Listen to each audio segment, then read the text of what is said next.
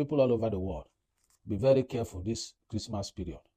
If you want to buy something online, buy from reputable organizations like Amazon, like Jumia, for those in Africa, AliExpress, and all those people that already have reputation and all that. You may see one name you don't know telling you they sell this one online is $1, and you go and put your credit card information. You are gone. Avoid clicking on links. Links, the moment you click on it, your information is compromised. Know where you put in your credit card. Some of them are the schema. It is what they use to read your card and pick the data from it. Use it to create fake card and wipe the money in the card by buying things online. So be careful to avoid fraud. Keep your cards very close to you and make sure you preserve your information. No bank will ask you to provide your password. No bank will ask you to provide your PIN number, because you will start getting calls telling you, oh, your account is having this problem, send your PIN, send your...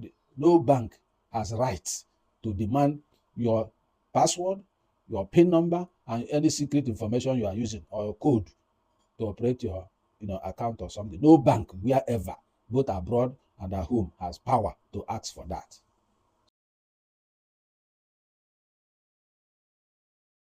Hi guys, welcome to my channel. This is Andy Media TV, welcoming you on Trending Stories. As you can see, we're already in December. The Christmas season is always a season of so many activities happening. You see different kinds of fraud, being committed, especially when it comes to the Xmas period, and that is the season we are in. So this video is to alert you and keep you on your toes to watch out for every form of fraud that may come your way. There has been a lot of incidents in Nigeria of, POS activities leading to all kinds of fraud, people losing their money through POS, people's account, being overridden by fraudsters. And to cap it all, the activities of kidnappers are being aided by these POS operators. As you are aware, most of the videos are online where POS operators, their platform is being used by kidnappers and fraudsters to receive money from their victims. And I think this draws the attention of everyone in Nigeria for you to watch out when you are making any transaction through the POS. Now, I digged a little bit into the POS operations, and I understood that about 4.06 million POS operators were registered in the country, and slightly about 3.04 million or thereabout were fully active, functional.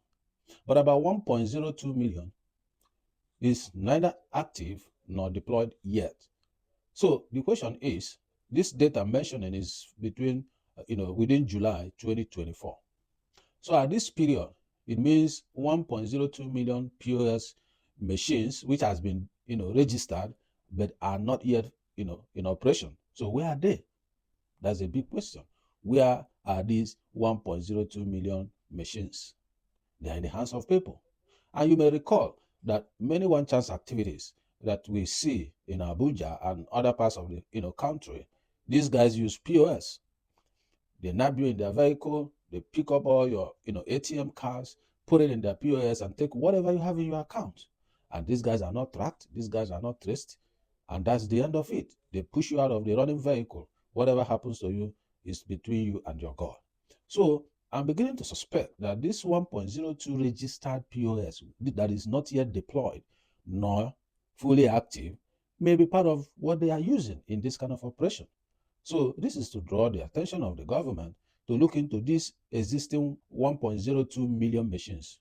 They can be blocked, they can be taken out of existence to avoid this kind of fraud that we witness every day in Abuja and the rest of the country. Then 3.04 million is still operational now as we speak. I watched a video, where a POS operator was nabbed for receiving 4 million naira for the money that was received from a victim of kidnapping.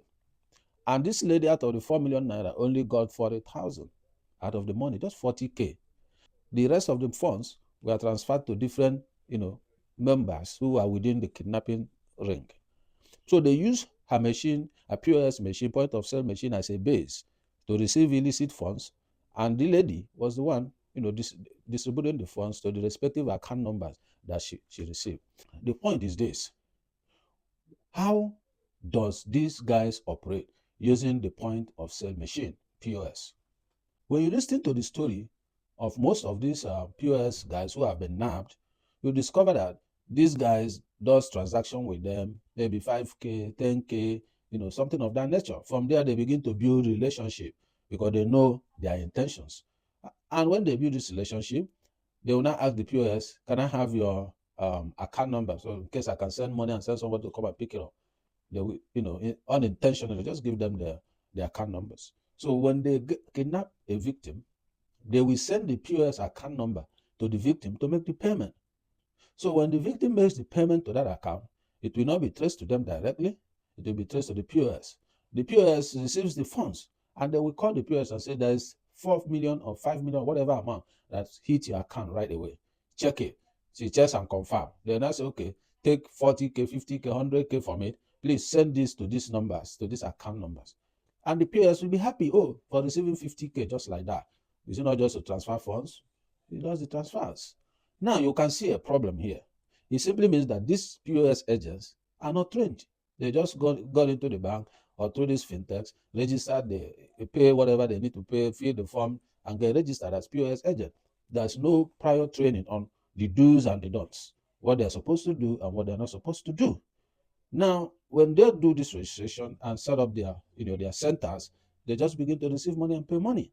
All right. So, but if they undergo critical trainings, they will know that any amount that is above a certain cap, they are not supposed to entertain that, and they're not supposed to receive that or distribute that. So there is gap here. The training gap is here.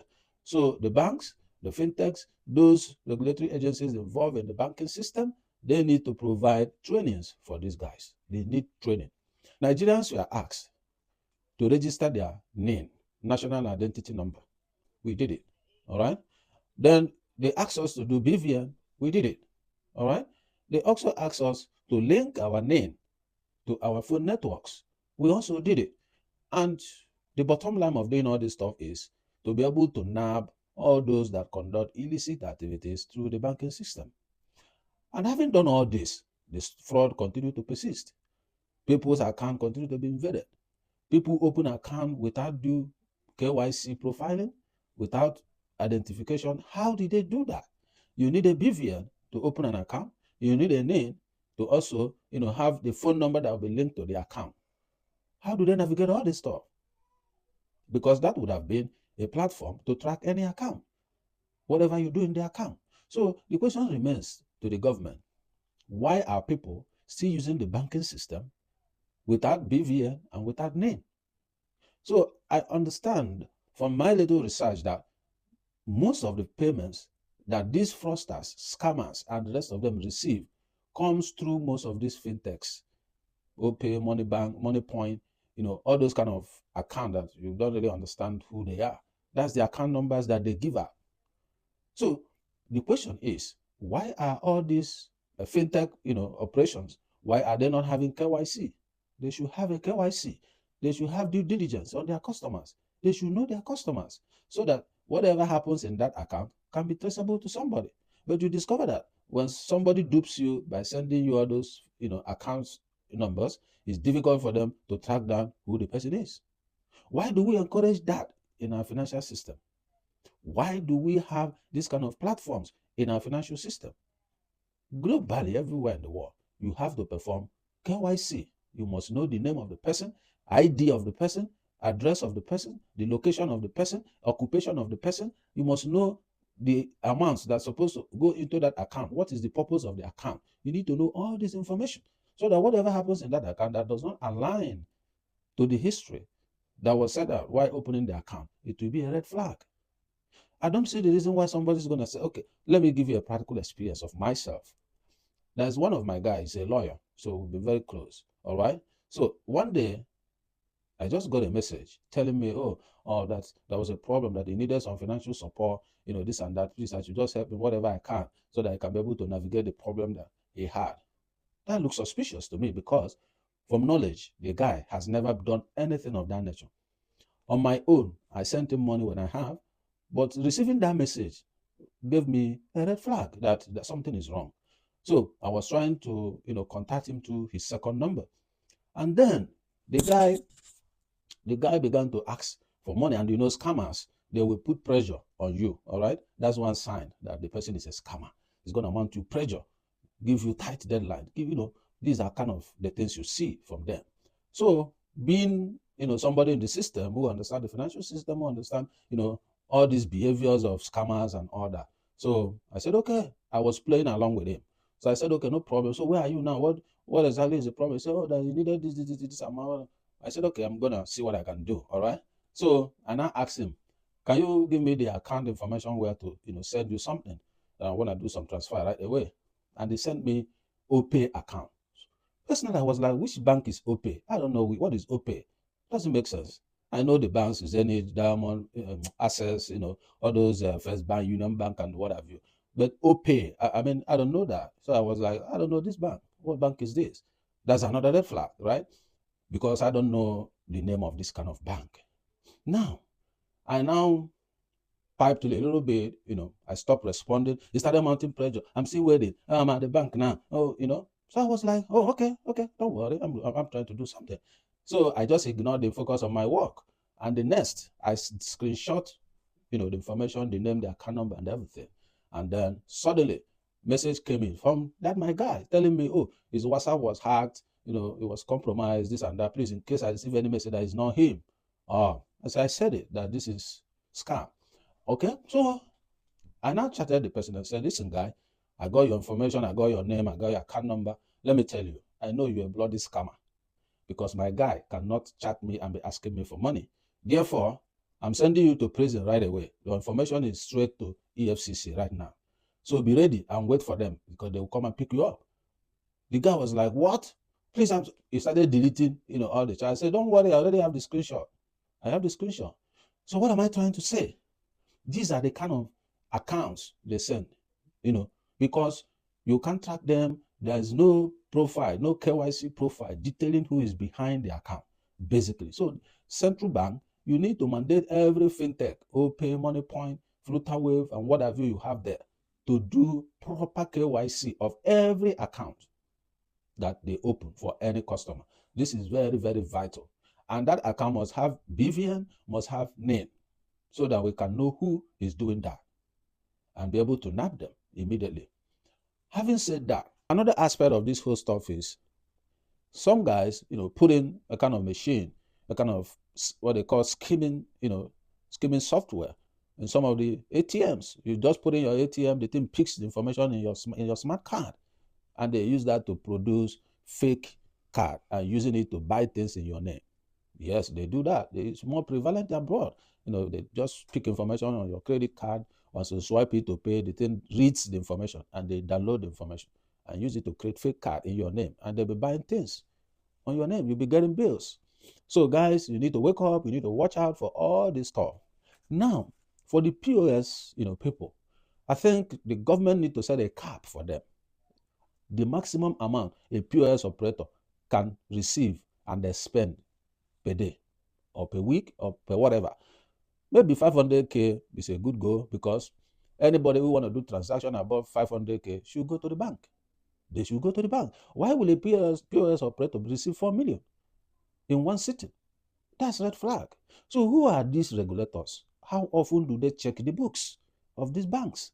How often? And you'll be rest assured, some bank officials are part of this racket. That is the honest truth. I will just share another experience, why I came up to that.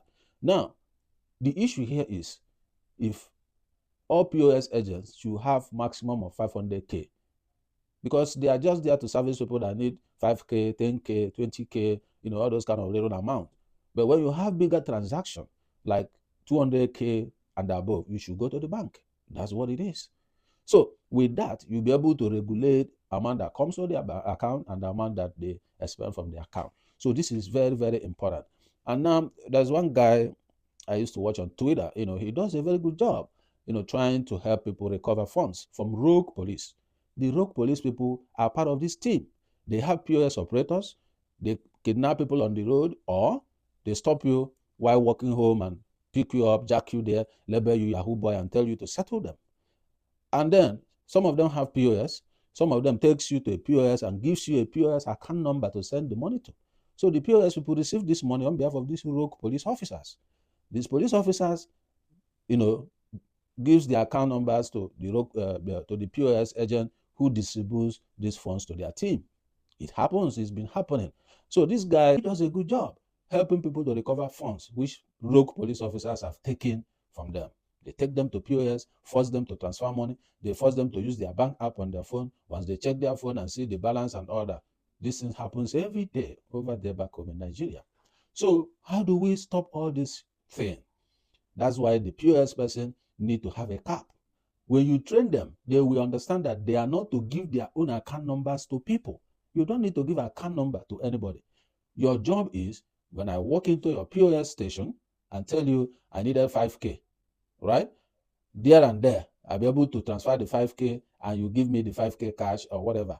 But for me, as a POS agent, to take my number, just give somebody randomly. For what purpose? So these are the things that training will do. When they understand that when you receive illicit funds, it takes you to prison. When such funds comes to their account, they will report the matter to the police or to the bank as well. So this will help to cut down some of these problems that we are having in the country. Again, there is a need to conduct, after the KYC, you have to do the due diligence as well. All right? You do the CDD. Some of these POS guys who have been receiving huge sums of money, from who? And who do they pay the money to? Due diligence will help you to navigate these problems.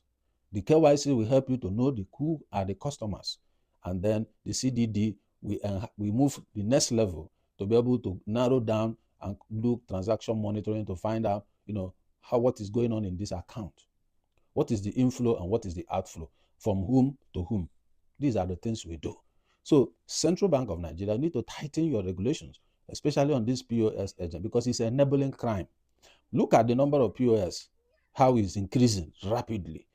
I think it was about 155,000 POS. From there, it has risen to almost 4.606 million within a couple of years. Why is it so lucrative? How do those who do one chance get POS machine they are using to exploit their passengers in the vehicle? When criminals have access on how to receive their illicit funds, it motivates them to do more. So it's very important that CBN, through the bankers committee, should begin to address this problem. Again, when it comes to bank employees, I'll give you an experience. I know someone who was for an organization. She went and picked up a check, all right, for the company. The customer came, bought some stuff, and then asked them to come and pick up the check. And she went pick up the check. Then, 2 days after, the customer who went to pick up check was arrested by the police. And what was the problem? They said that some check leaves was taken from the checkbook through which the customer issued a check to the lady that came to pick up the check for their company. And the lady have picked up the check. The next day went to pay the check into the company account. And now the client was at his office. He got a call from the bank that there's a check for 500K. Did he issue the check? The customer said, no, I didn't. Like 30 minutes after, another call came from another branch that there is 150K issued by him. He said, no, I did. That was when he said, please hold on to this person and I'm coming to the bank. I need to understand what's going on. So when he got to the bank, he said, I didn't do this check. So the police has already arrived at the bank to pick up the customer. The customer, when they saw police coming to her, she's a lady. She threw the check in her mouth, chewed it, and swallowed the check. But unfortunately for her also, the bank staff has already photocopied the check. So the guy looked at the check. I didn't sign this check. I didn't issue it. How did they get access to the check? That was when he checked and saw that so many of the check leaves have been taken. By who? Nobody knows. They asked him, who did you issue check to last? That was when they mentioned the company staff that came to pick check, the other night. And that's how they picked the lady. So, but at least they have one suspect because they arrested the lady who chewed the check. Now, when they went into the account to check, they discovered a strange phone number in the man's account. The number is not his number. How did the number that is not his own get into the bank, into his account? And previously, the bank confirmed that a call came to them telling them that MTN is, doing some servicing and there may be some network fluctuation, this and that. So that's how they included the second account number. So that when the check comes to the, cashier, she will call the number that they inserted in the guy's account and they will give a go ahead to pay that, yeah, they issued the check. You understand the gist now? So, but fortunately for the guy, the cashier did not call the new number. The cashier called the old, the main number of the customer. That was how the customer knew. Had it been she called the other number they inserted, they who sent the person to cash the check would have cleared the check and the cashier will pay. So question, who else have access to that account if not a bank staff? Which means these guys running this show have their cohorts inside the bank and they are bank employees. They do all this stuff. They are the ones giving them information of who has what in their account. Therefore, the banks should do background checks of whoever they are employing to be an employee. It's very, very important because what is going on today is nothing to write home about in the banking system. A few days ago, you saw the issue the very dark man was handling, of the woman from Access Bank and all the stuff. The bank claiming the man doesn't have 2.9 million. Suddenly they claim, oh, he has it. Then the 500 million is where the problem is. So you can see, why are you denying customer the amount he has in your account, in the account in your bank? Just because he passed away, he has other people, the next of kin, who are supposed to inherit, whatever he has. So these have been going on. So if they succeed in denying the family of that amount, what happens to the money? They share it. So I've seen a lady who was a former bank staff who came to share her experience how her client died and the guy has about 9 million or 9 point something million in the account, and she was trying to contact the family and the bank stopped her. You don't dare. Why? Because they want to buy the money. So is this the kind of system that we are building? So central bank, you have a lot of work to do. Through the bankers committee, you guys can begin to do something to fix this. So every year you see banks declaring billions of naira in profit. What are they selling to make the billions of naira? That is the question we need to answer. What are they selling? How many loans do they give out in a year? To who? That's how banks make money, by giving loans. But they sit down, charge you charges for transferring money, charges for receiving money, charges for this, charges for that, stamp duty, and all these things. At the end of the day, where is the money? If you cannot track kidnappers, you cannot track armed robbers, you cannot track rogue police that forcefully collects money from victims, what is the essence of the name? What is the essence of the BVN if you can't track who withdrew what money? If people can be using POS to be robbing passengers in a vehicle called One Chance and push them out of a running vehicle that they hit their head on the road and die, what's the essence of all these things? The Minister of Communication then, during the Buhari administration, came out and said, oh, with this, they will do this. What did they do? What did they do with all the information they have? What are they doing? What is the police hierarchy doing to deal with rogue police officers?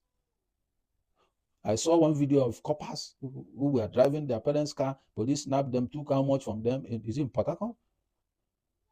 So it's shameful when these things happen. It seems as if we don't have a system. So this is Christmas. Everyone needs to watch out, because one important information you need is do not click on links. Because the way they do, they send some links, they can send it as a porn, because many people like watching porn. They may send this in whichever form. It comes to the group platform. The moment you click on it, your account is taken and your information is compromised. And from there, they begin to assess your system. Don't click on links you do not know. Don't click on links you don't know who sent it. If you are in group WhatsApp, in any group chat, be very, very careful, because this is the season that they scam people so much. This is the season the fraud, alert is so high, because this is Christmas. If you are in social media platforms, know who you are dealing with. The moment you see all these fintech account numbers, please, it's a red flag. Whoever wants to deal with me, you must send me a correct account. Zenith Bank, Access, Keystone, First Bank, all these key banks that we know. That's what you can deal with. But all these accounts that you don't know their names, be very careful who you send money to. I also understand there's indiscriminate issue of POS machine. Anybody that just walk in and say, you want POS machine, okay, fill this form. It doesn't work that way. You can't do it. You can't build a system that way.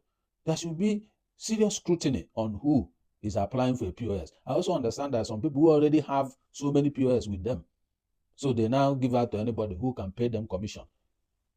And who they give it to, there's no due diligence. There's no KYC to know the profile of who they are giving it to. The bank may have profile of the person, the main person who took it, but who he gave it to, nobody knows the person.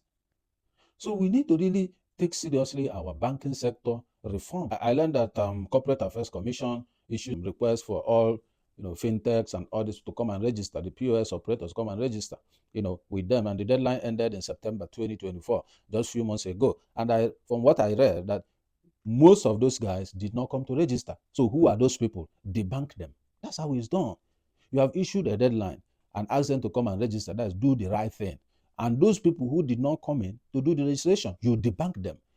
Take off those POS. Take off those people from the platform. What is the point?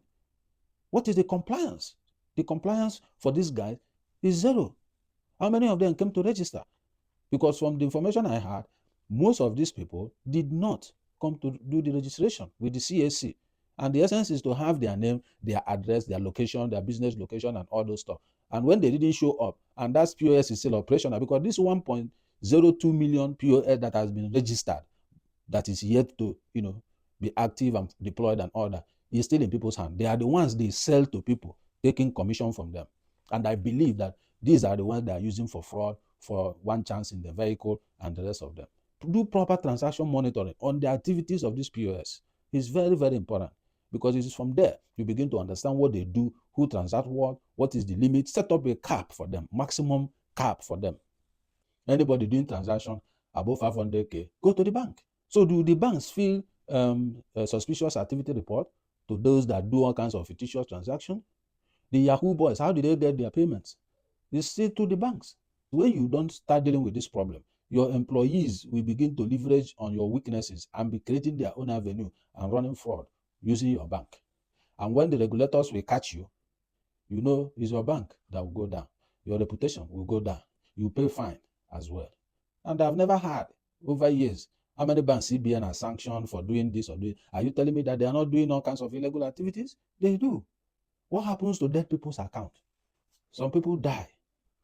They frustrate the family from getting access to the estate. When they frustrate you, you will just leave the account and they will inherit that money. So these are problems people go through in the financial system. And that's why I'm doing this video asking Central Bank to sit up. Bankers Committee, sit up and know what is going on in your bank. Clean up the system, sanitize the system, and make it functional for everyone. You can't put money in the bank and then you lose sleep. What is the point? Money in the bank is for safekeeping. But today, is it safe? I've heard of the lady who was sending money from abroad, building her account. When the intention, when she comes back, she used the money to do project. About, is it 600 and something million or whatever, or 60 something million? The money disappeared from her account. And she was fighting with the bank.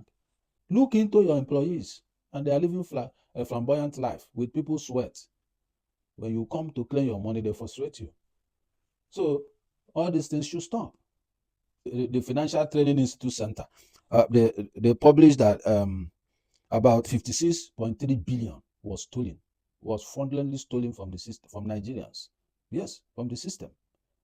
Out of which only 13.7 billion was recovered. So the remaining 42 billion down the drain. So when people have leeway to take what they steal from the system, that's when they continue to steal more and more. Most of the fraud came through mobile apps, internet banking platform, web-based fraud. And the ridiculous part is that most of these frauds in the bank happens at the branch level. Central Bank of Nigeria, Bankers Committee, you need to put your eye in what is going on in the bank branches. Most of this fraud happen in the branch. You see the woman, the Access Bank case, very dark man is handling now, is from Kaduna branch. They have to now go to headquarters in Lagos.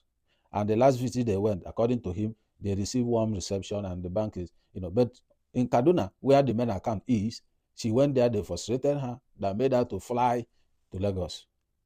So these branch managers, put an eye on the activities of these branch managers in the bank. Employees in branches, put an eye on them. It is track what is going on in your bank. Don't be a CEO in Lagos or in Abuja office, corporate office, and then you don't care what goes on in the branch. Why they are bringing in the money? Go and look at Financial Institute Training Center. Read their report. You will see what goes on, how damning it is. FITC. So people work in the branch, create a cartel on how to exploit the customers and how to use the financial system to harbor kidnappers, harbor criminals. These guys come on TikTok, display their wealth. These kidnappers, they display their wealth. How did they get it? They call for ransom with phone, and there's name on the phone, and they can't be tracked. The location can't be tracked. Why? The account they are using, there's BVN. The POS person that sends money to the group who kidnap people and collected ransom, each account has BVN. You can track them. When you create the structure, you will see the money move from victim A to POS, victim B to POS, because the victim may pay from different people, mobilizing the money to meet the total. Now, POS is the collation center. From the collation center, you see the arrow, money move to Mr. A, one of the kidnap gang. Another move to this. You track them. BVN is there. Phone number is in that account. You will see who owns the phone number through the name, the address of the person, the name, address, picture. So what are we talking about? Is it that the security agency don't want to do the work or what? I don't know. The same thing, rogue police. You will see how the money came from ATM to POS. From POS, the money goes to them or to a member of their family or a friend who knows who will withdraw cash and give them. You track them. As we keep nabbing them, parading them on TV, it will stop. Central Bank of Nigeria mandate every fintech, mandate every bank, all these will pay, play, whatever name they call themselves, mandate all of them to provide their KYC, conduct KYC, conduct due diligence, conduct transaction monitoring on all those people they issue POS. You can create a department in Central Bank, create a department of those who monitor this thing, including EFCC will be part of the team, ICPC will be part of the team, police will be part of the team, and then the technocrats, the financial, this should be part of the team that monitors all POS operations. Then let's see how kidnappers will be getting ransom. Because if they are not getting the ransom, they would have stopped kidnapping. But because they are getting ransom, they have a channel through which the money comes. And when they ask people to bring cash, watch the behaviors of people's account. Somebody that is withdrawing 100K suddenly is withdrawing 10 million, 20 million. It's a red flag. Call the customer to find out what is the problem. That's what they do here. If I go to the bank, it's my money, and I go and sign check to collect 20,000, they will call police on me because I've never withdrew 20,000 cash before. I've never. They will call police on me, and I will prove myself that I have the money and I'm not under duress. If I'm sending money through Western Union, they will call me to ask me, am I under duress? To who? If his family say, are they pressing you? If you say yes, they will block the money. Don't go. That's how it is done. They protect their clients. They have interrogated me severally. I want to transfer money back home, $1,000. They will question me. Is who is asking for the money? I say it's for family, for them to take care of themselves. Things are hard in my home country. They will say, oh, are you sure you are not coerced? I say, no. Are you sure you are not under pressure? No. Is there any problem that we need to know? No. So you are sure we can send the money? I say, yes, send the money. That's when the money leaves. Do you do those things back home? No, you don't. Somebody who withdraws 500K maximum for 6 months will suddenly come to the bank to withdraw 100 million, and nobody questions anything. And it's not a business account. It's not a corporate account. It's an individual account. And you are not, you know, this person must be under some problem for him to do you block the account, set up investigation, question, find out. Because some of them won't talk, because they told them if you talk to police or anybody, we kill your family member. So when you block all the leakages through which these guys get the money, they will see that kidnapping is no more lucrative, or scam is no more lucrative. They will stop. All this OPay, Money Point, Flutterwave, Pamplay, all those kind of strange name account, Beam Searchlight there, that's the account they send to people. They are sent to me. And that's why I'm saying what I'm saying. They have sent it to me. But I said, I can't. I don't know which bank is this. I began to suspect this is a fraud. Yes. So I don't see why somebody will have an account without BVN, without phone number that is linked to name, and the person will open an account. So let's deal with these issues and clean up our banking system so that people can have confidence in the system. And banks should stop denying families the wealth of their loved ones when they pass away. Very simple. If you are a document to need to create the estate account, they provide a document, create the estate account for them, move the money there. It's their money, it's not your own, it's not bank's money. It's from their loved one, it's their family member, it's their money. You want people to die, so you seize their money? Why should that woman be going through that stress? You deny that there was no 2.9 million before, suddenly the money appeared. You deny there was no account that has 500 million, suddenly statement came up that there is zero account, there is a 57 kobo, whatever it is in the account. So what are we talking about? The man, before he died, told the woman, with 3 days, 3 different days, I have this amount in GT. She went there, the money was in GT, they paid her. I have this one in Keystone. She went there, the money was there, they paid her. Then Access Bank become different. And the man he wasn't hallucinating. He wasn't in a high dose of drugs. He wasn't mental. He repeated the same figures, the same thing with day 1, day 2, day 3. And they are denying the family. Give them their money. It's their money. He worked for it. It's his own. People all over the world, be very careful this Christmas period.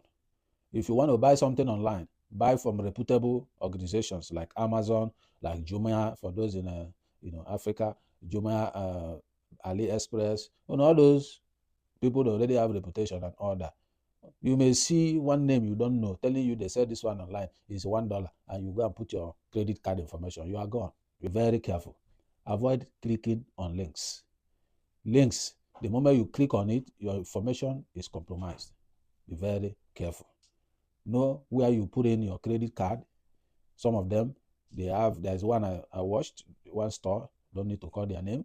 They have that schema. So one of the customers who wanted to put card observed there's something. So he checked it, he saw the schema. It is what they used to read your card and pick the data from it, use it to create fake card and wipe the money in the card by buying things online. So be careful. That's why I like the tap one. You just tap the tapping. You don't need to put the card in, just tap. So be careful to avoid fraud. Keep your cards very close to you and make sure you preserve your information. No bank will ask you to provide your password. No bank will ask you to provide your PIN number, because you will start getting calls telling you, oh, your account is having this problem, send your PIN, No bank has right to demand your password, your PIN number, and any secret information you are using, or your code to operate your account or something. No bank, wherever, both abroad and at home, has power to ask for that.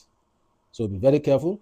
Any message you receive pressing you, giving you pressure to do something, avoid that message.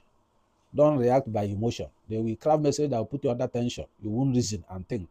You will click or you will send. Before you finish, your eye will clear. Be very careful. POS operators, be very careful. Don't receive money you don't know who sent it. Don't receive any money in your POS account from anybody. It will land you in prison. Be very, very careful who you are dealing with. If you are involved in any fraud, stay off fraud. Fraud does not pay. You will land where you never imagined, and that will be too late at that time. Go and check all those who have been committing fraud, living flamboyant life. Where are they? Most of them are in prison. They have lost virtually everything they acquired. Watch all these banks that don't have a name.